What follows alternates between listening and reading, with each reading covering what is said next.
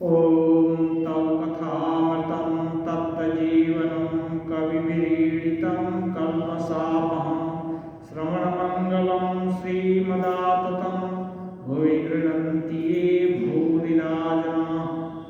श्री रामकृष्ण वचनामृत परिच्छेद 40 दक्षिणेश्वर में भक्तों के साथ श्री रामकृष्ण देव बातचीत कर रहे हैं।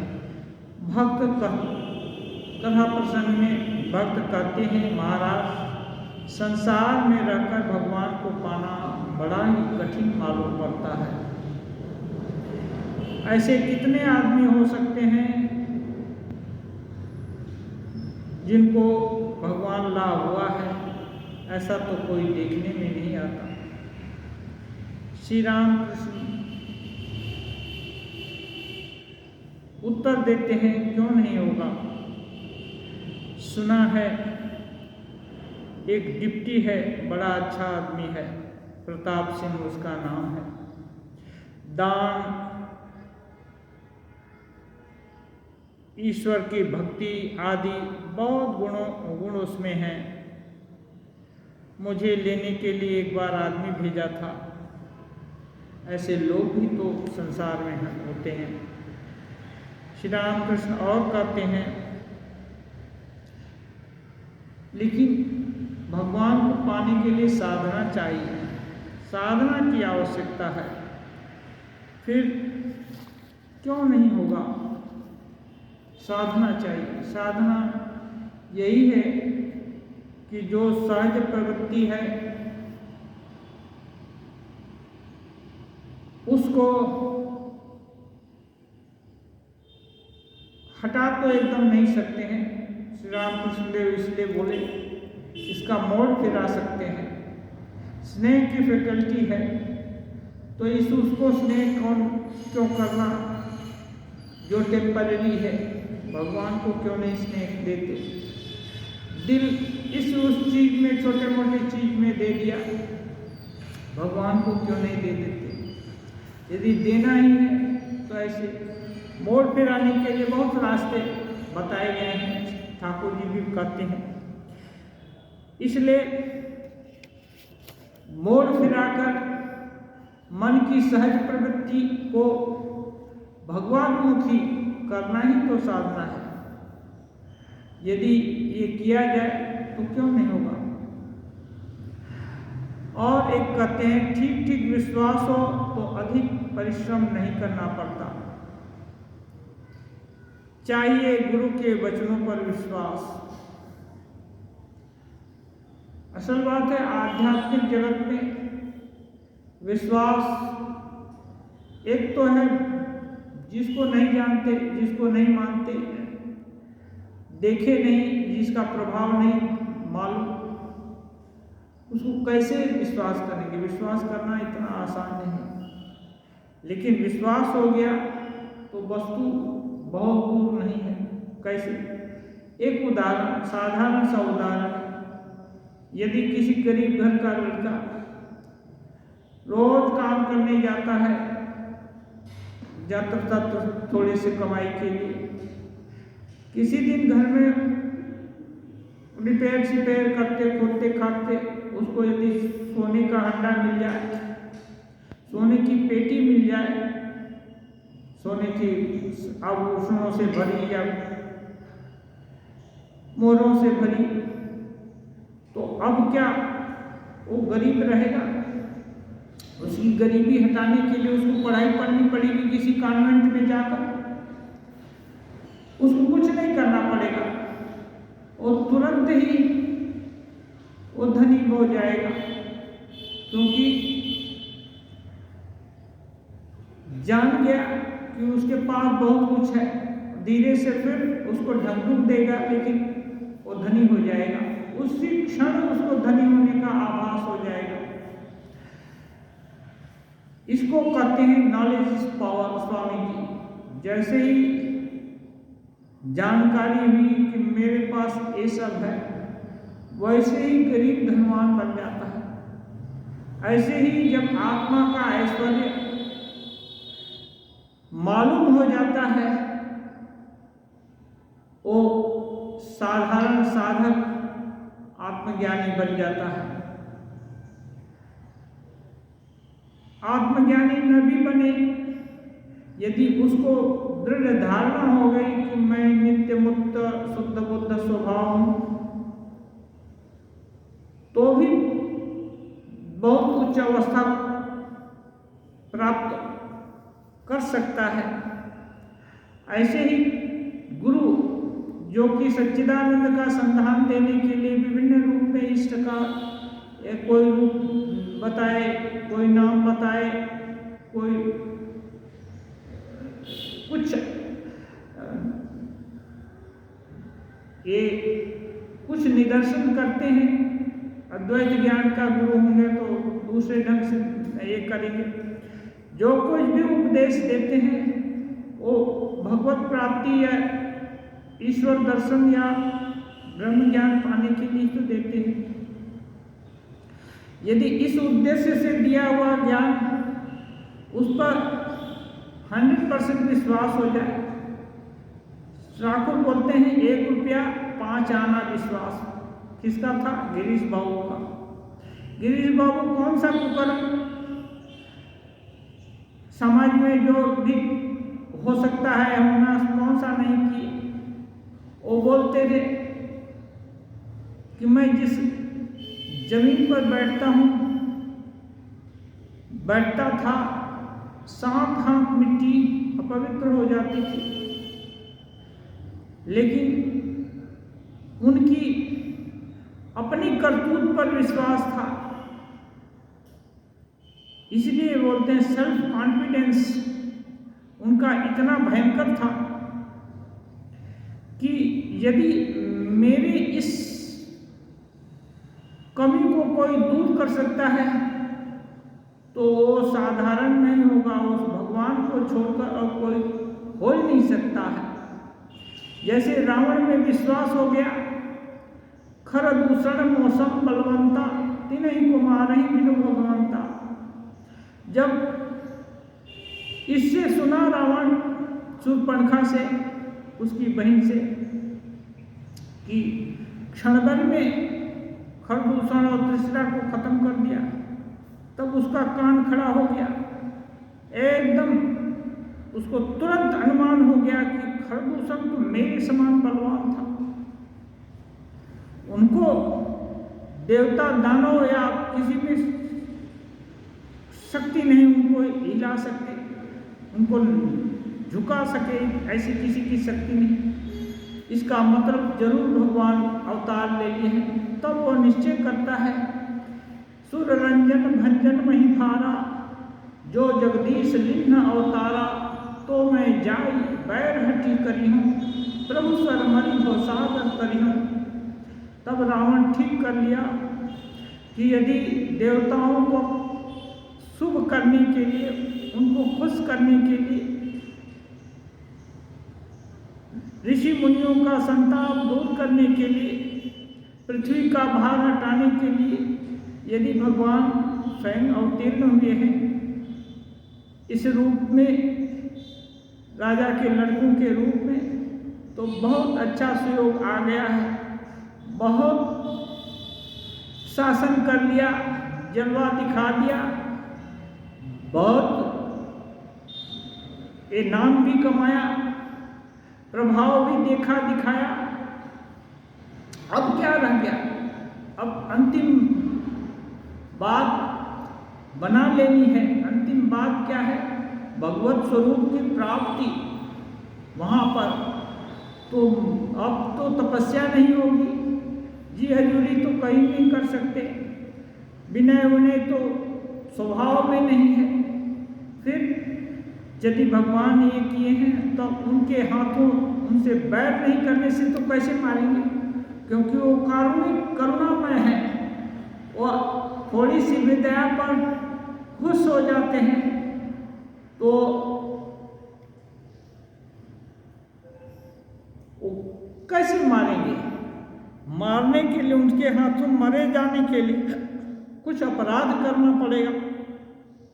और तब रावण ये बोलते हैं, it's soul is potentially divine, Swami ji कहते हैं सभी के अंदर वही उसका विकास प्रकाश अलग अलग है। रावण में आसुरिक विकास है, लेकिन है तो देवत्व सबके अंदर। ईश्वर से भिन्न और कुछ है नहीं, अच्छा या बुरा कुछ भी। तो उसको समझ हो गया कि नहीं, क्यों समझ हुआ? क्योंकि उसका आत्म स्वाभिमान था, अपने ऊपर विश्वास था। उस विश्वास को जस्ट ट्रांसफर करना था भगवान की तरफ। उसने ठीक किया। यदि मनुष्य लोग हुआ तो कितने नर बानर और कितने जीव जंतु हम लोग जीते हैं इस दुनिया में। जो कुछ भी था सबको तो रावण जीत लिया था। तो ये सबको जीतना कोई आसान, कोई कठिन बात नहीं है, तुरंत जीत लूंगा। और यदि भगवान है तो उनसे बैर करने में मेरा परम कल्याण होगा। उनके हाथ मरकर भवसागर से पार उतर जाऊंगा। जब ये दृढ़ संकल्प हुआ, कितने लोग समझाए, कितनी विनती किए, कितना कुछ किए, कभी किसी का नहीं सुना। ऐसे हैं गिरीश बाबू, ये कहते हैं कि कौन सा अपराध मैंने नहीं किया, कौन सा गुनाह नहीं किया जो उनकी धारणा में है। ऐसा नहीं है कि सारे जगत का गुनाह गिरीश बाबू ही कर लिए, लेकिन उनके दिल की धारणा कि जितना भी गुनाह किया वो क्षम्य और धो करके साफ करने योग्य नहीं, इतना काला ड्रेस में लग गया। अब इस ड्रेस को यदि कोई एकदम साफ कर दे तो भगवान से ही संभव है, उसके द्वारा, और उसको छोड़कर कोई नहीं। इसलिए जिस समय श्री रामकृष्ण देव बोलते हैं कि दो समय भजन कर लेना, वो भी नहीं कर सकते। अच्छा, एक बार याद कर लेना दिन में, वो भी नहीं कर सकते। कुछ भी नहीं कर सकते तो फिर क्या? तब रामकृष्ण देव और एक धाप आगे जाकर बोलते हैं तब बकलमा दे दो, आम मुख्तारी दे दो, मीन्स अपना भार दूसरे को दे दो। तो वहाँ कौन है? गिरीश बाबू के नज़र में और तो कोई उनका भार ले ही नहीं सकता है। तो वो बोले कि ये कर सकता हूँ। तब श्री रामकृष्ण देव उनका आम मुख्तारी लिए, और जैसे ही आम मुख्तारी लिए एकदम गिरीश बाबू की प्रशांति विराजमान हो गई उनके दिल में। और फिर उनके दिल में कोई शंका नहीं हुई कि ये ढोंगी साधु है या बनावटी लोग हैं या और है, कुछ भी धारणा नहीं हुई। उनका दिल गदगद हो गया, प्राण शीतल हो गए। जन्म जन्म की आस मानो पूरी हो गई उसी क्षण, क्योंकि उनको ये था मेरा, और वो देखे थे उदंतता भी कर चुके थे, अपराध भी किए थे, रामकृष्ण देव को डांटे भी थे, बकते भी थे, सब की थी। कुछ दिन हो चुका था उनके साथ आना जाना। फिर ये जान करके भी कि मैं ऐसा हूँ, कोई मेरा अपराध मेरी तरफ से कोई कर सकता है? इतना हिम्मत, तो इतना हिम्मत भगवान को छोड़कर और कोई नहीं कर सकता है। इसलिए खुले बाजार में श्री रामकृष्ण को भगवान का अवतार बोल करके घोषित करते हैं और बोलते हैं। और इस धारणा में किसी की बात गिरीश बाबू नहीं सुनते। तो ये है पक्का विश्वास। ऐसा विश्वास हो जाए तो ज़्यादा कुछ करने का जरूरत नहीं। तो भगवान तो पास में ही है। हाँ, 2.5 अक्षर प्रेम का पढ़े से पंडित हुए। हाँ, एकदम एक पास से भी पास में है, लेकिन विश्वास नहीं होता तो दूर दूर ही मंदिर गिरजा कहाँ घूमते हैं, तीर्थ भ्रमण करते हैं, सत्संग कहाँ नहीं खोजते हैं ईश्वर को। लेकिन यदि दिल में खोजा और उनको सही सही माना कि नहीं है, गुरु के वाक्य में विश्वास हो, तो तुरंत क्षण भर भी नहीं लगेगा भगवान को मिलने में। लेकिन ऐसा विश्वास नहीं। जैसे बच्चा है, माँ बुलाई, जो भी पिंटू चिंटू नाम रख दिया, तुरंत उसका कान खड़ा हो, माँ बुला रही, हाँ तुरंत तो ये हो जाता है, उसको धारणा हो जाती है कि माँ बुला रही।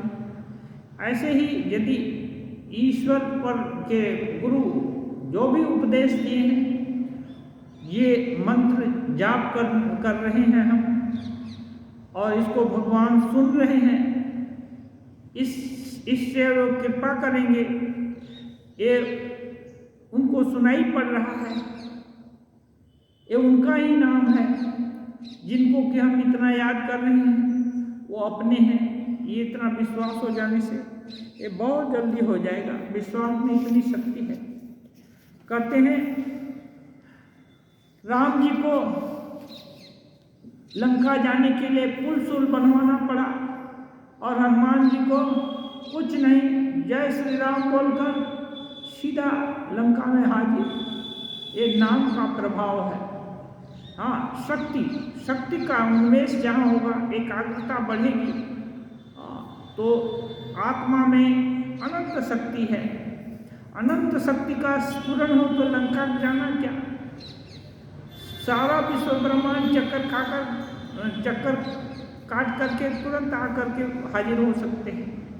अनंत शक्ति आत्मा में, लेकिन उस शक्ति के साथ एकात्मता, विश्वास होना। इसलिए कहते हैं विश्वास हो गया तो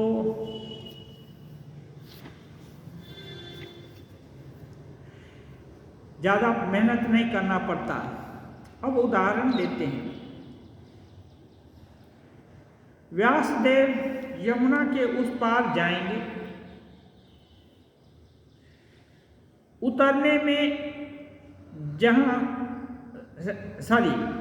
इतने में वहाँ गोपियाँ उधर आ गई। वे भी यमुना जी के उस पार जाएंगी गोरस बेचने के लिए, पर नाव नहीं मिलती, नौका नहीं है। गोपियों ने कहा, महाराज अब क्या किया जाए, क्योंकि ये ऋषि थे, ऋषि लोग कुछ भी कर सकते हैं, ऐसी धारणा सामान्य आदमी की। गोपी कहते हैं नौका नहीं है, नदी में बहुत जल है, क्या करें।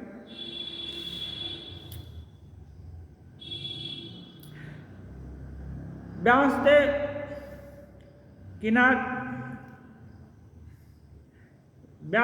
कहते हैं, अच्छा तुम लोगों को पार कर दूंगा, करने की शक्ति है, पार किए देता हूं तुम लोग को, लेकिन एक काम करना होगा, मुझको बड़ी भूख लगी है, खाना बहुत सारा गोरस ले जा रहे हैं, मलाई मक्खन दूध दही बहुत कुछ ले जा रहे हैं लोग बेचने के लिए। तो खाना देखकर जो अंतरात्मा है उनको खाने का इच्छा हो गया। तो उनको इच्छा हो गई, जैसे ही हो गई, ये लोग महापुरुष लोगों को ऐसा नहीं, ऐसे भूख नहीं लगती, इच्छा हो गई तो भूख लग गई। इच्छा हो गया कि जर हो जाएगा, तो राजा महाराज को जर हो जाता था। वो देखते थे कोई आ रहा ऐसा आदमी जिससे मिलना नहीं चाहते हैं, वो खराब आदमी है, तो बोलते देखो देखो जर आ रहा है, और वो कांपने लगते, और उसे वो देखता तो जर ही आ गया, और उनसे मिलने किसी को नहीं देगा। हाँ, और वो उनको लिटा देता, सच में जर आ जाता, ऐसा नहीं कि उसके चले जाने के तुरंत बाद वो ठीक भी हो गए, ऐसा नहीं।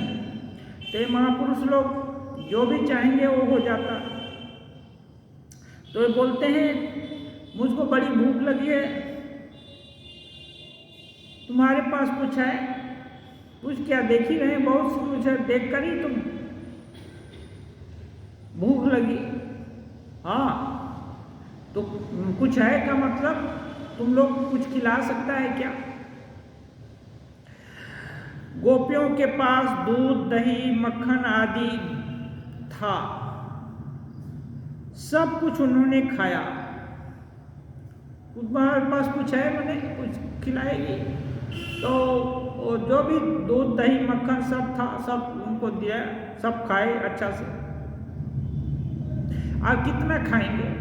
ऐसा तो नहीं कि सिद्धि का प्रदर्शन करके पूरा सबका हांडी खाली कर दी, थोड़ा 1-2 हांडी खाली करेंगे, जो भी हो खा लिया।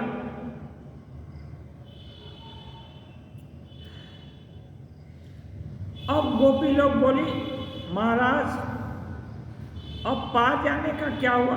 आप खा तो लिए, आप बोले पार करा देंगे। व्यासदेव तब किनारे पर जाकर खड़े हुए और कहने लगे, व्यासदेव किनारे पर गए गंगा जी के, कहने लगे, हे यमुने, यदि आज मैंने कुछ न खाया हो तो तुम्हारा जल 2 भागों में बट जाए, न खाया हो तो। यह कहते ही जल अलग अलग हो गया, 2 भागों में बट गया। गोपियां यह देखकर दंग रह गई, सोचने लगी, इन्होंने अभी अभी इतनी चीजें खाई हैं, फिर भी कहते हैं यदि आज मैंने कुछ न खाया हो।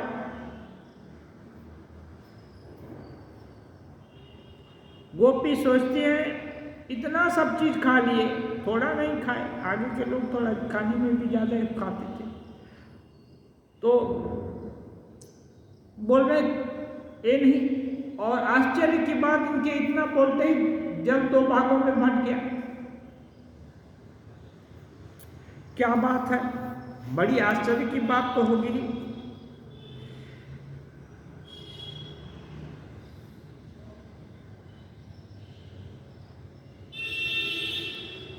यही दृढ़ विश्वास, श्री राम कृष्ण देव कहते हैं, यही दृढ़ विश्वास है, मैंने नहीं। हृदय में जो नारायण है उन्होंने खाया है।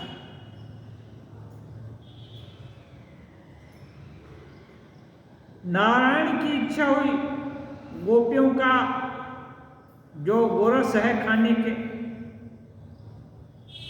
बोलते समय बोल दिए कि मुझको बड़ी भूख लगी है, लेकिन वो मुझको मने वो जो भीतर नारायण है उसको भूख लगी है। ठाकुर बोलते थे इसके अंदर 2 हैं, भक्त और भगवान। तो यदि भगवान का गुनाह करो तो ज़्यादा कुछ नहीं है, हाँ भक्त का गुनाह कर दो तो ये क्या है, वो बोलते हैं भक्त का हाथ टूट गया, ये हुआ, हाँ तो भक्त दुखी होता है। हाँ तो ये 2 भीतर में विराजमान है। और बोले थे उसका माँ का, उसका वो यदि नाराज हो जाए तो मैं भी माफ नहीं करूँगा। तो ये विश्वास का बात है। उनको दृढ़ विश्वास है कि नारायण खा रहे हैं। और ठाकुर को एक बार ये जो योगिन माँ देखी भी थी, खा रहे हैं, वो ले आई है खाना, माता जी दिया खाना ले आई, खा रहे हैं, खाए जा रहे हैं। तो हठात ठाकुर पूछे कौन खा रहा है, तो देखते हैं सांप जैसा कोई चीज आता है और वो गप से जैसे हाथ में उठाते हैं एक एक कौर, वो सांप लेकर के भीतर चला जाता है। तो ये बोलती है हम तो देख रहे हैं कोई दूसरा ही खा रहा है आपके भीतर बैठकर। हाँ तो बोलते तो तुमने ठीक देखा। तो ऐसे ही महापुरुष लोग जो विदेह हो गए हैं, हम लोग सदेह हैं, जो कुछ भी करते हैं कहते हैं, लगता है कि यही देह कर रहा है, यही देह सोच रहा है, लेकिन ये लोग विदेह हैं। अब वो जानते हैं कभी कभी सदैव भी रहते हैं, देह में भी रहते हैं, इसलिए ये कुछ गड़बड़ हुआ तो गिर गए तो हाथ टूट गया।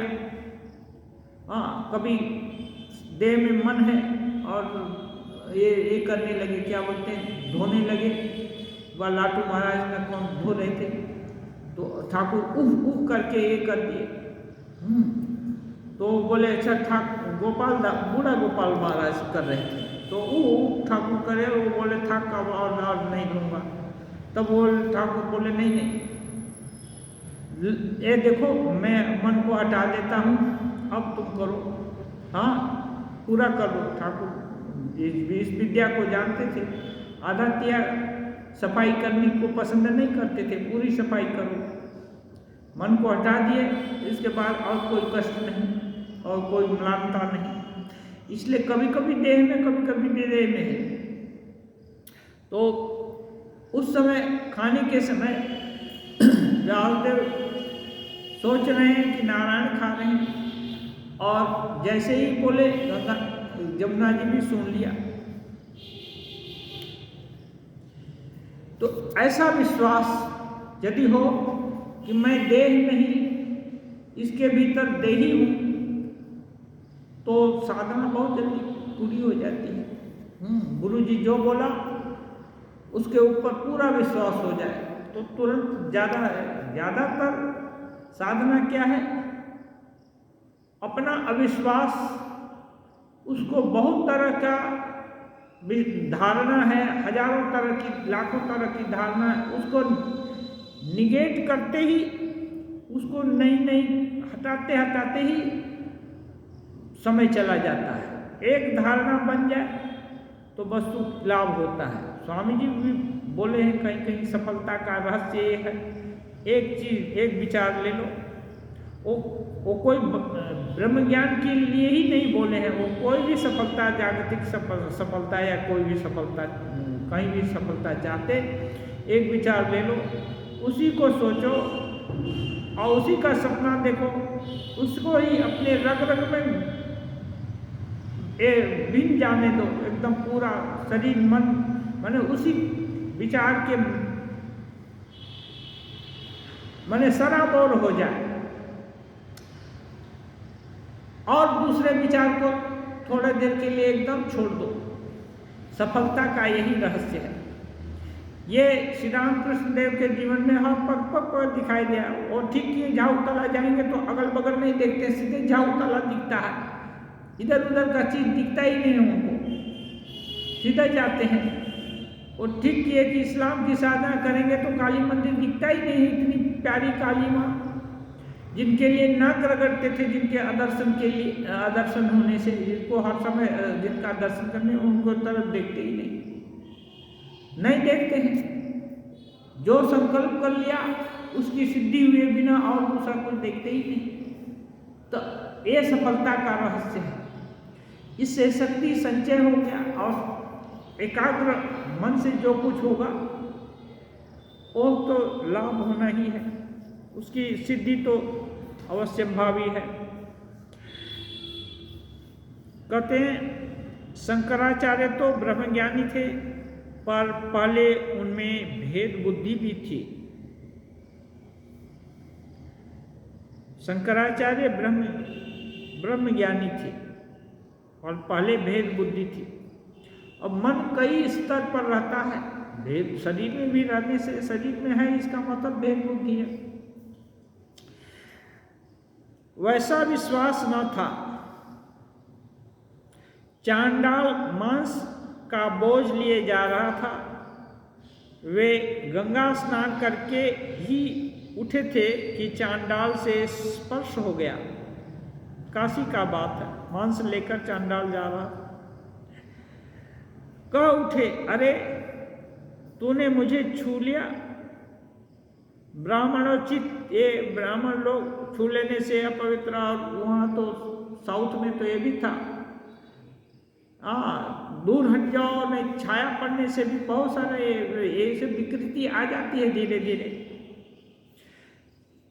तो साधारण लोगों में विकृति हो अलग है, ब्रह्मज्ञानी में विकृति क्यों है? तो बोलते हैं ठाकुर ये तुमने मुझे छू दिया। चांडाल ने कहा महाराज न आपने मुझे छुआ और न मैंने आपको।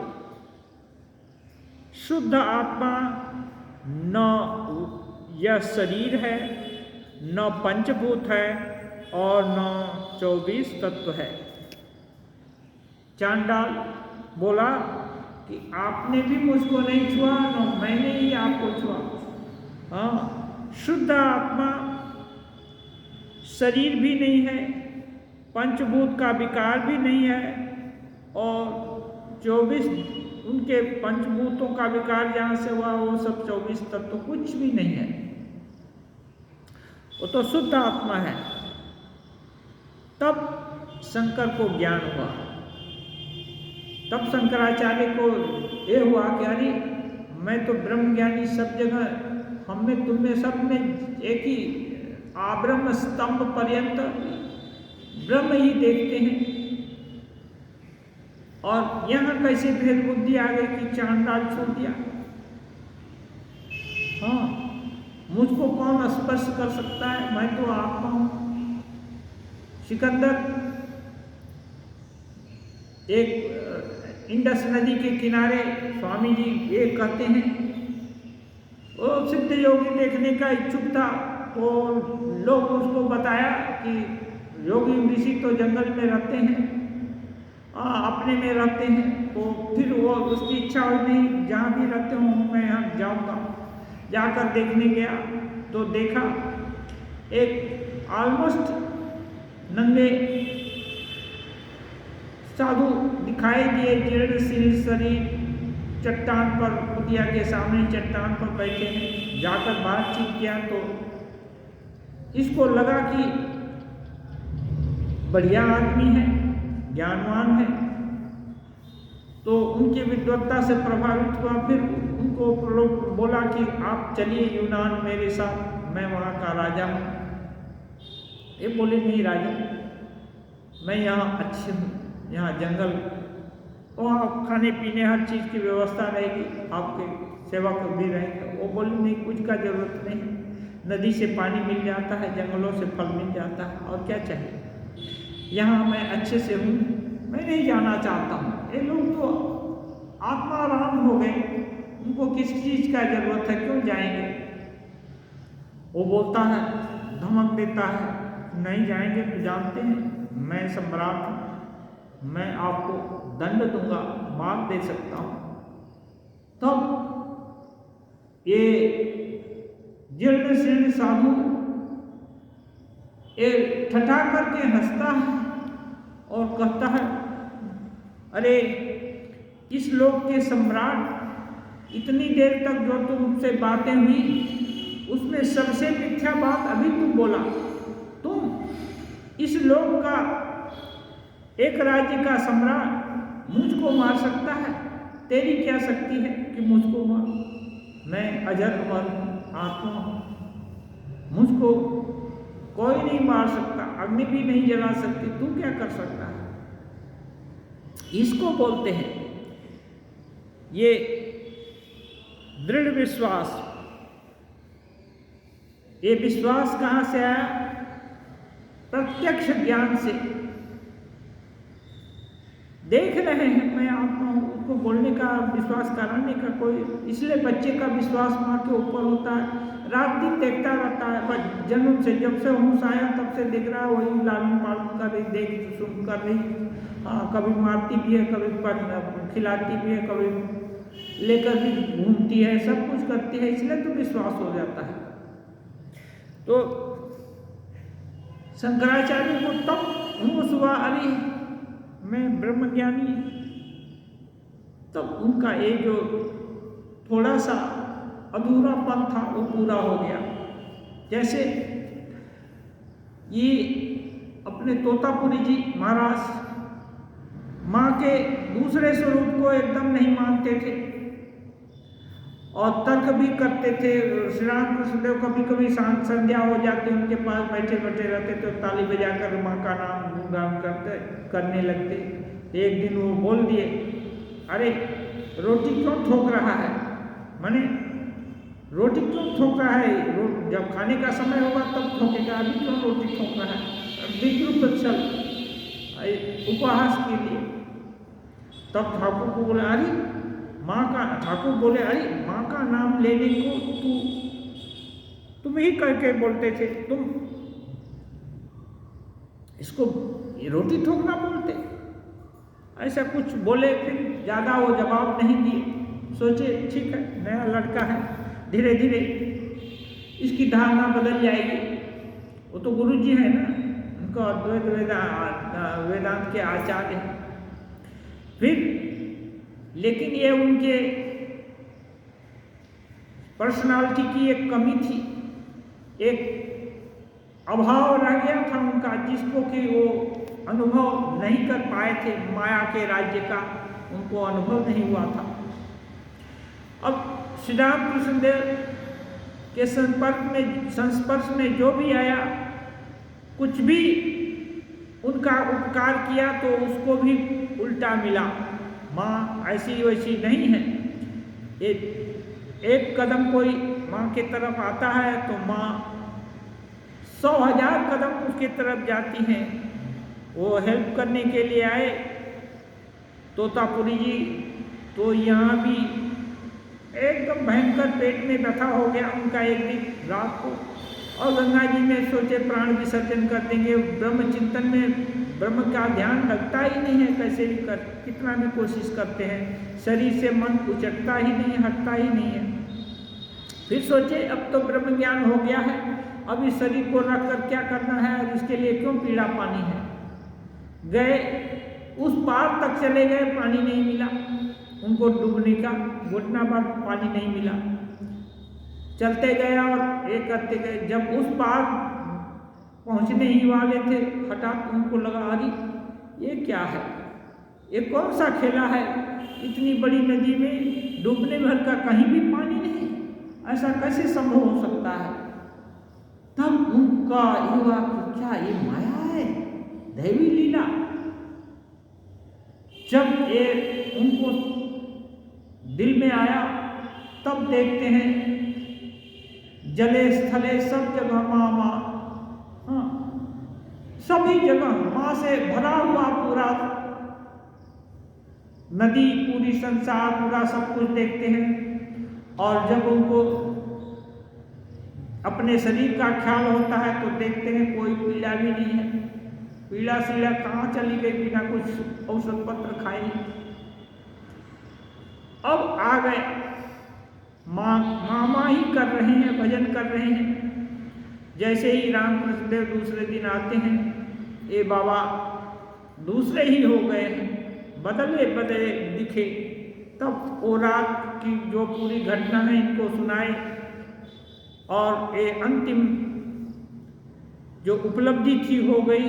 तो वो सोचे अब इनको सिखाने के लिए अपने लिए कुछ नहीं है, इसलिए क्योंकि लगता है मैं उल्टा तर्क करता था, लड़का है कि इसी के प्रभाव से माँ ने हमको ये सब दिखाया, इसलिए अब श्री राम कृष्ण देव से विदा लेकर के बोले अब जाने दो। हाँ, अब जब गुरु का भी चेला का भी सीखना हो गया, गुरु का भी हो गया जो पाना था गुरु दक्षिणा, तब वो विदा हुए। तो ये है देह ज्ञान सहज में जाता नहीं है, लेकिन जस धारणा बदल गई तो गया। तो इसको बोलते हैं नॉलेज पावर। इस चीज की थोड़ी सी कमी रह गई तो शंकराचार्य को ब्रह्म ज्ञान नहीं हुआ था, ऐसी बात नहीं है। लेकिन ये जो व्यवहारिक जगत में ये जो छुआछूत व्यवहार के धरातल पर है ना, वो तो समाधि में नहीं है, तो व्यवहार के धरातल पर भी ऐसा भेदभाव क्या रखना है। तो तब उनको मालूम हुआ, और फिर कुछ नहीं किए, और फिर उनको विद्वेष नहीं रह गया। और कहते हैं वो शिव जी ही चांडाल का रूप धारण करके आचार्य शंकर के ऊपर अनुग्रह करने के लिए वो सब कांड किए थे। और तब इनको माने ये जो सगुण रूप का भी उनको पूरा आभास हुआ। और बहुत सारा उसके बाद तो बहुत सारे देवी देवता का स्तोत्र वगैरह भी लिखे हैं शंकराचार्य। केवल निर्गुण देवी का ही नहीं, सगुण का भी व्याख्यान किए हैं। गंगा जी के ऊपर भी स्तोत्र लिखे हैं। तो ये क्या है? विश्वास ज्ञान के बिना विश्वास नहीं होता। कुछ तो ज्ञान चाहिए, लेकिन गुरु जी पर यदि विश्वास है, उनके वाक्य को सुन लिया और मान लिया और चल दिया, जो भी होगा, मरना होगा या जीना होगा या जो कुछ होगा, पुण्य जुटेगा या पाप जुटेगा, जो गुरु जी बोल दिया वो करेंगे। तो इसमें जल्दी हो जाता है। कभी हम लोग शायद आप लोगों को एक कहानी सुनाया होगा, सुनाया? एक नदी के किनारे दो लड़के टहलने गए थे। अच्छी छोटी कहानी है। एक मुनि जी लोग, ऋषि मुनि और साधु संत लोग पहले के जमाने में जमीन का तो अभाव नहीं था, जहाँ कहीं भी कोई झोपड़ी बना ले। आजकल जैसे सभी जगह आरक्षित है, ये है, ऐसा नहीं था। तो नदी के किनारे एक कुटिया बनाकर एक महात्मा जी रहते थे और एक दो लड़के घूमने के लिए नदी के किनारे टहलने के लिए आए, आपस में गपशप करते। तो देखा एक सुंदर बेंगलोर का वो जो मॉडल है बाहर में बरामदा में रखा हुआ है। तो एक लड़का उस बंगला को, मिट्टी का बंगला था, देखकर बड़ा अच्छा लगा। बोला महात्मा जी इसको हमको दीजिए। वो बोले बेटा इसको यदि तुम चाहते तो 5 रुपये तुमको देने होंगे। तब सस्ती का जमाना है, चांदी का रुपया या जो कुछ भी होता रहा उस समय, उस जमाने की कहानी है। इसके जेब में था पैसा। वो बोला ठीक है महात्मा जी ये लीजिए। दिया और उसको तब वो महात्मा जी उसको दे दिए। ठीक है ले लो बेटा, ले लिया और थोड़े ही चल दिया वापस। थोड़े ही दूर गया तो दूसरा दोस्त बोलने लगा, अरे तुम पागले थे, मिट्टी का चीज खिलौना, इसके लिए तुम 5 रुपया निकाल कर दे दिए, मोल भाव किए होते। ये साधु ये लड़का बोला, अरे छोड़, साधु महाराज को तो ऐसे ही देता है कोई कोई। हाँ हम 5 रुपया दे दिए तो कौन है, मांगे और दे दिए, छोड़। और चला गया। दूसरे उसी रात ये जो ऑब्जेक्शन लगाया था कि तुम इतना मोल भाव क्यों नहीं किया, ये लड़का सपना देखता है। मेरा दोस्त उसी बंगले में स्वर्ग में एकदम ऐश्वर्य महिमान्वित होकर एकदम ऐश्वर्य में मजे से वहाँ विराजमान है और अनेक सुख भोग रहा है। आइए सब, और वो बंगला एकदम चमक रहा है। तो इसको लगा कि अरे इसका महात्मा जी का दिया हुआ प्रसाद है, इसकी कृपा से इसको इतना ये हुआ। हाँ नहीं तो एक साधारण मिट्टी का चीज नहीं है। मैं मूर्ख जो बंगला नहीं किया। हाँ और उसको भी बोलने लगा तुम इतना पैसा क्यों दिया। हाँ महात्मा जी की कृपा से वो इतना पुण्यवान हो गया कि स्वर्ग में ये विराजमान है, उसका भविष्य। ये सोच करके तुरंत उसकी नींद खुल गई और ये इतना विविध स्वप्न था कि इसको भुलाया नहीं जा सकता है। और दिन होने का इंतजार करने लगा। जैसे ही भोर हुआ वो बोलता है साथी को, चल मैं भी एक बंगला लूँगा, मैं चलता हूँ, चलो जाएंगे घूमने महात्मा जी के पास। ये साथी को नहीं बतलाता कि ऐसा सपना देखा है, गया। वो साथी घूमने के लिए जाता था, ही था, गया तो देखा एक बंगला फिर रखा हुआ है बाहर में। महात्मा जी से ये बोला, महात्मा जी ये 5 रुपया लीजिए, हमको बंगला दे दीजिए। महात्मा जी बोले, बेटा अब 5 रुपये देने से नहीं मिलेगा, तुमको 10 रुपया देना होगा यदि इस बंगला को चाहिए तो। तब ये हानि को लिया, वो बोला, महात्मा जी कल ही तो इसको 5 रुपये में हमारे दोस्त को दिए और आज 10 रुपया क्यों कहते हैं। महात्मा जी बोले, बेटा उसने मेरे ऊपर विश्वास करके मैं जो बोला उसको तुरंत कर दिया, कुछ राम रहीम नहीं किया, और तुम अब तो इसका प्रभाव देख चुके हो। अब जब प्रभाव देख चुके हो तो तुमको ज्यादा मूल्य देना पड़ेगा। ये बात है, गुरु जी के ऊपर विश्वास है।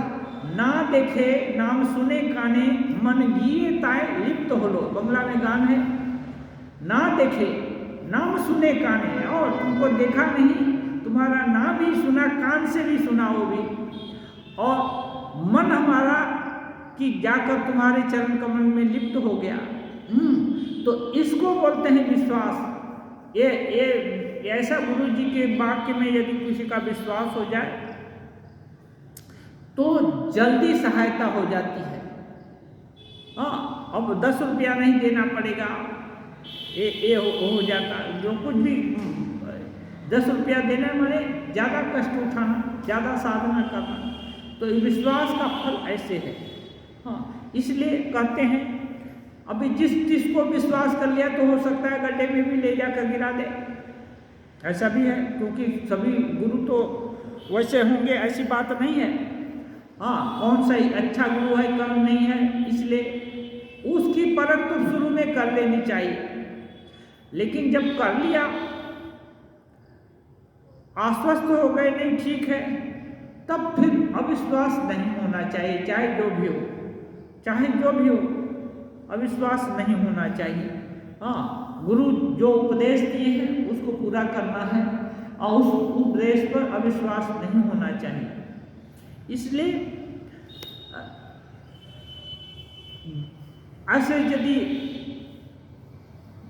पूरा विश्वास होगा तो सिद्धि लाभ जल्दी होगा। इसलिए बहुत सारा चीज बोला गया, गुरु के पास ज़्यादा रहना भी नहीं चाहिए। ज़्यादा रहेंगे तो हो सकता है कोई दोष दिख जाए और फिर अविश्वास आए, तो ऐसा नहीं है।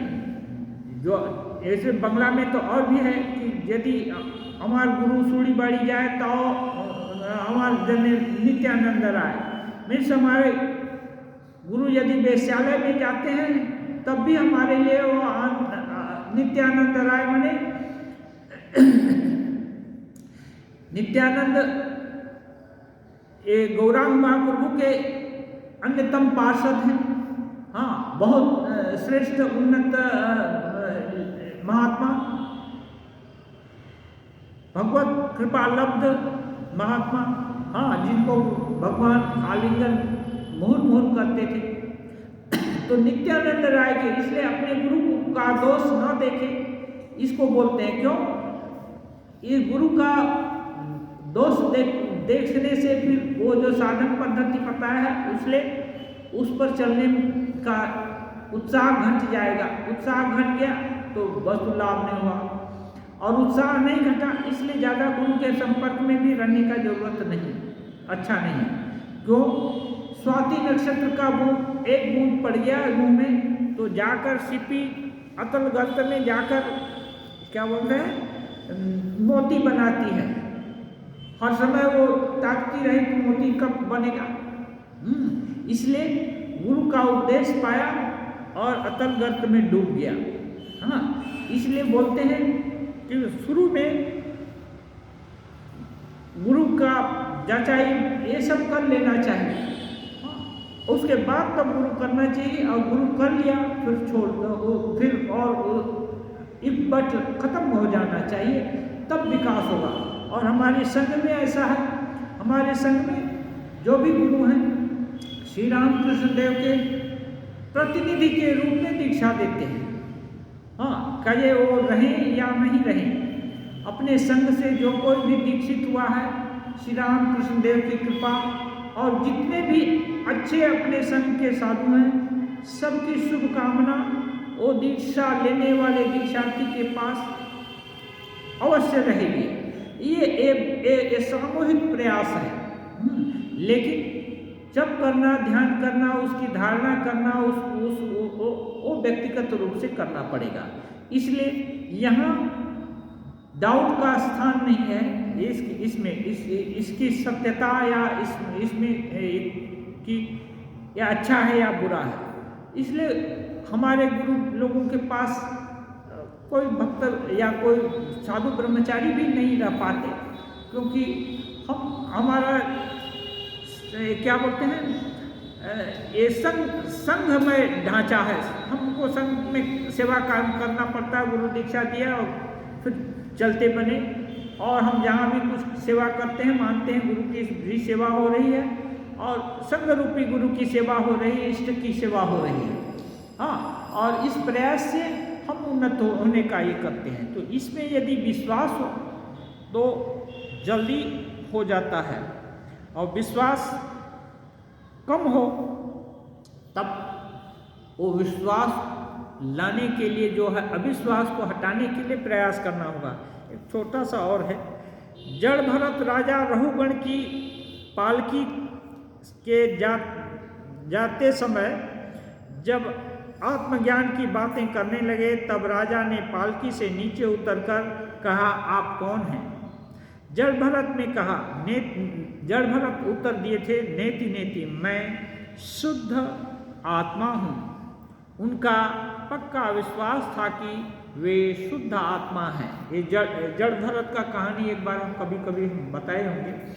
तो ये है, उनका विश्वास था, इसलिए वो ठीक किए, माँ के गर्भ में ही ठीक किए कि पिछले जन्म में भूल हुई, हिरण के प्रति दयालु होकर के हिरण करते रह गए, और उसको सोचते सोचते शरीर छूटा तो हिरण बन गए। अब वो भूल नहीं करेंगे, इसलिए मुँह ही नहीं खोले, और जब मुँह खोले तो ये चरम आत्मज्ञान का उपदेश दिए राजा रहुगण को। ये भी अच्छा राजा था, इसलिए वो मुँह खोले। हाँ, और तब उत्तर में बताया कि मैं शुद्ध आत्मा हूँ। ये विश्वास होने से वो निर्लिप्त रहे, उनको भाभी कष्ट दिया, भाई पत्ता नहीं दिया, ये सब कुछ अवहेलना, उपेक्षा, खाना नहीं दिया, हो सकता है बासी कुसी खिलाया, सब खाकर संतोष करते रहे। और जब घर से निकाल दिए गए तो ये घटना घटी। तो ऐसे लोग निर्विकार रहते हैं, उनको सम्मान मिला तो भी, अपमान मिला तो भी, सब ईश्वर की इच्छा, ये अपने से ही। तो ऐसे आत्माराम लोग, इनका चरित्र का जो कि आत्माराम होना चाहता है, उनसे उसको थोड़ा चरित्र की धारणा करनी पड़ेगी, और इस विश्वास को अपने अंदर धीरे धीरे जमाने का कोशिश करना होगा। जो भी कैसे होगा, जो भी विपरीत विचार आते हैं उनको तर्क से जैसे अपना दिल माने उस ढंग से अपने को मनाना पड़ेगा, और जब मान गया एक बार तब झंझट दूर हो गई। ओम निरंजनम नित्यमनंतरूपम भक्तानुकंपाधृत विग्रहं वै ईशावतारं परमेशमीड्यं तं राम कृष्णं शिरसा नमामि।